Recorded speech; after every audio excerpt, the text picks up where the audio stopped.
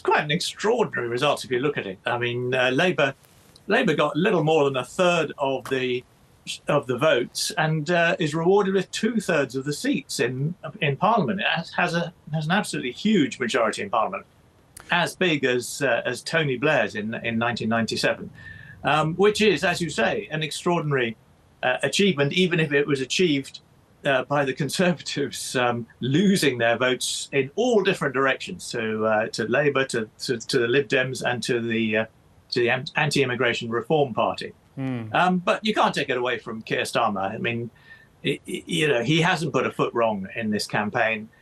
He hasn't put many things wrong over the past 4.5 years he's been leader of the Labour Party.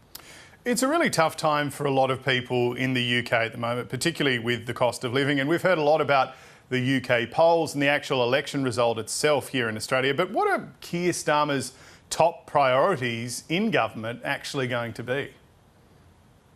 Well, I mean, you're absolutely right. Cost of living is the one thing that really, really bothers people. I mean, there's been an awful lot of analysis of this election result, sort of blaming Boris Johnson and parties in Downing Street and Liz Truss's disastrous 7 weeks in office. But the bottom line, I think, is that living standards have been squeezed over the past few years, and people really are hurting. And, although the Labour government can't do anything about that instantly, it can make the right noises, it can sound as if it cares, it can feel people's pain. But then it has to get on with generating economic growth, and that's not easy.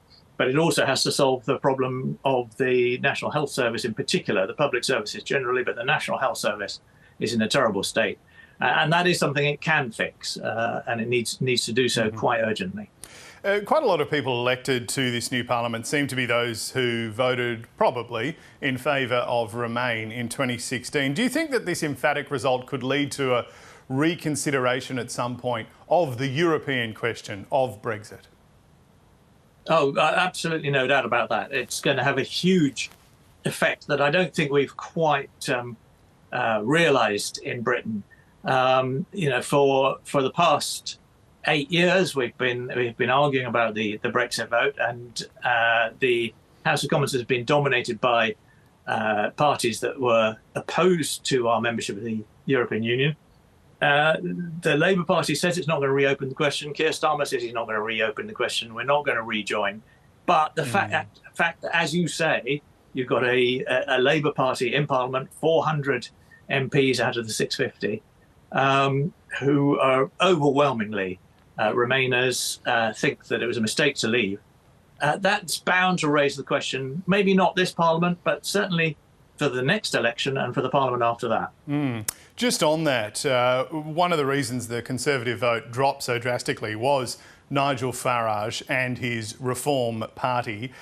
What does his elevation to Westminster, finally, we must add, he's tried a lot of times before, what does his elevation, along with a couple of his colleagues, actually mean for British politics? Well, it means that the argument on the right of British politics is going to carry on, and it's going to carry on in the House of Commons. He's going to be there with 4 of his colleagues, hugely outnumbered by the Conservative Party. I mean, even the very diminished Conservative Party, they're going to have 120 MPs. But that argument is live, and the reason why we've had such a huge Labour landslide is because the Conservative vote was split. The Conservative vote went down everywhere, largely because its voters either stayed at home or voted for Nigel Farage because they wanted to punish the government for its failures on immigration, as they see it, and for putting up taxes. That argument is going to continue throughout this Parliament, which means that Keir Starmer's got a lot of space, big opportunity if he wants to take it, to look forward to a two-term government.